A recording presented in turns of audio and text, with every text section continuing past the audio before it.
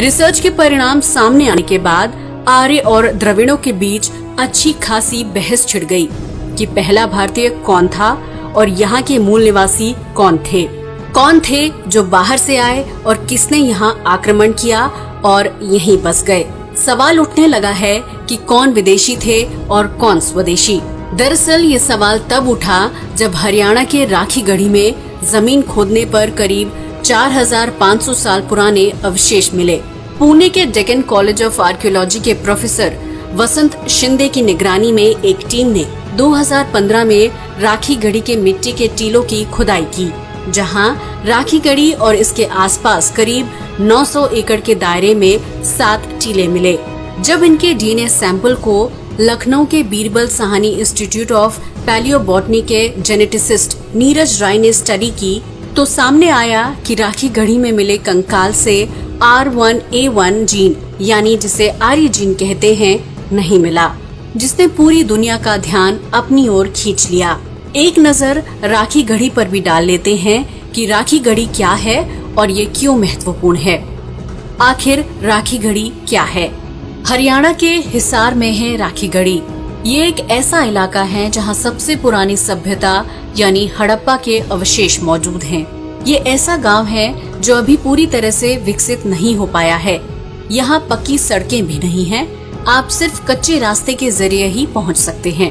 लेकिन रिसर्च के लिहाज से देखा जाए तो ये एक काफी महत्वपूर्ण क्षेत्र है। दरअसल यही वो जगह है जहाँ कभी विकसित और सुनियोजित शहर हुआ करते थे। हालांकि अब वो विकसित शहर इस गांव की मिट्टी में दफन है। यहाँ सिंधु घाटी सभ्यता के बड़े शहर के अवशेष के बर्तन, जानवरों की छाप वाली ईंटें, मुद्रा, डिजाइन वाले बर्तन आदि मिले। समय समय पर यहाँ खुदाई चलती रहती है।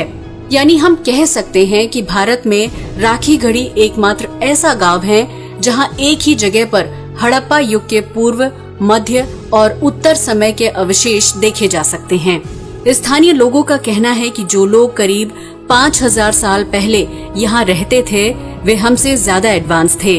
उनका आर्किटेक्चर बेमिसाल था। वो पक्की ईंटों से बने घरों में रहते थे।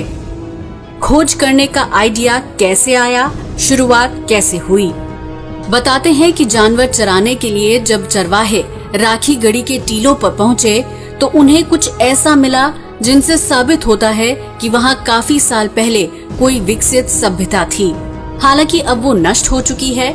जानकारी मिलते ही इन टीलों की खुदाई की गई, जिसमें प्राचीन सभ्यता यानी हड़प्पा सभ्यता होने के कई अवशेष मिले। खोजकर्ताओं को यहाँ 5 वेदियाँ मिली। साथ ही एक ऐसी जगह भी मिली जहाँ शायद बलि दी जाती थी। इस दौरान कब्रिस्तान और उसमें कुछ नर कंकाल भी मिले, जिनमें से 3 महिलाओं के थे। इन शवों के पास कुछ बर्तन नुमा चीजें भी मिली, जिन्हें देखकर अंदाजा लगाया गया कि इन बर्तनों में शायद खाने की चीजें रखी होंगी। 1963 में इस जगह को एक ऐसी जगह के तौर पर जाना गया जहां सिंधु घाटी सभ्यता के अवशेष मौजूद थे। 1998 से 2001 के बीच यहाँ फिर से खुदाई हुई। कहा जाने लगा कि यहाँ कई बड़े शहर हैं जो अब मिट्टी के नीचे दबे हैं। लेकिन जब 2015 में टीला नंबर 7 की खुदाई की गई तो ऐसे कंकाल मिले जिसकी डीएनए रिपोर्ट चौंकाने वाली थी। क्या थे नतीजे?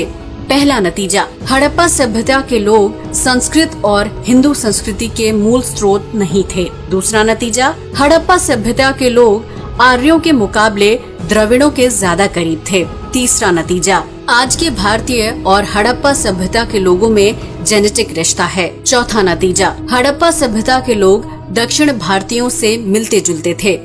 इन सब से साबित होता है कि सिंधु घाटी सभ्यता के लोग उस वंश के लोगों जैसे नहीं थे जैसे आज उत्तर भारत के लोग हैं।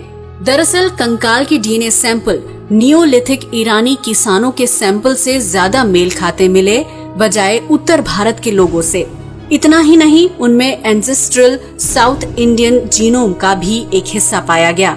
इस मामले की जांच के लिए डीएनए सैंपल को हार्वर्ड मेडिकल स्कूल के जेनेटिक्स डिपार्टमेंट में भी भेजा गया, जहां इस बात की पुष्टि हुई कि एंसेस्ट्रल साउथ इंडियन ईरानी किसानों और स्थानीय द्रविड़ जातियों का मिश्रण है।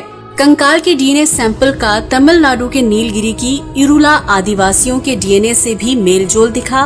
यानी इस कंकाल का डीएनए उत्तर भारत के लोगों से कम और दक्षिण भारतीयों से ज्यादा मेल खाता था। R1A1 जीन ने मचाई खलबली। ये सारा खेल एक जीन का है जिसका नाम है R1A1। इसे समझने से पहले हमें ये जानने की जरूरत है कि भारत में कौन सी 2 नस्लें पाई जाती हैं, तभी हम इसे सही से समझ सकते हैं। दरअसल भारत में 2 तरह की नस्लें पाई जाती हैं। पहली दक्षिण भारतीय से संबंधित है और दूसरी उत्तर भारतीयों से।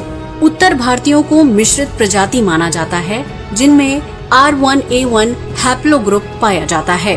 हमारे देश में इस जीन के सबसे ज्यादा लोग पाए जाते हैं। जब ये जीन उस कंकाल के डीएनए से मैच नहीं किया तो हलचल मच गई है कि आर्य कौन है और वो कहां से आए। भारत के असली मूल निवासी कौन हैं? जैसा कि हम सभी जानते हैं कि अब तक आर्यों को भारत का मूल निवासी माना जाता है जो बाद में यूरेशिया की तरफ चले गए। लेकिन इस रिसर्च ने आर्यों के मूल निवासी होने पर सवाल खड़े कर दिए हैं। राखी गढ़ी में मिले कंकाल के बाद कहा जाने लगा है कि आर्यों ने भारत पर आक्रमण किया था। करीब 4000 साल पहले इंडो आर्यन नाम की एक प्रजाति ने भारत में कदम रखे जो पोलैंड से लेकर मिडिल एशिया तक की स्टेपी यानी घास के मैदान से आए थे। जब वो यहाँ पहुँचे तो उन्होंने यहाँ पहले से रह रहे लोगों से लड़ाई झगड़ा किया। अब आप सोच रहे होंगे कि यहाँ जब आर्य पहले से नहीं थे, वो आकर बसे, तो पहले से रहने वाले लोग कौन थे? तो इसका जवाब है द्रविड़। द्रविड़ों को भारत का मूल निवासी माना जाता है जो आर्यों के आने से पहले यहाँ रहते थे। लेकिन आर्यों ने यहाँ आकर उन पर आक्रमण कर दिया। जैसे ही ये बात सामने आई कि आर्यों ने यहाँ आकर आक्रमण किया, लोगों के साथ मारपीट और खून खराबा किया, तो कुछ कट्टरपंथियों, राष्ट्रवादियों और हिंदू वासियों को ये बिल्कुल भी अच्छा नहीं लगा। उन्हें ये बात नागवार लगी। वे नहीं मानते कि आर्यों ने ऐसा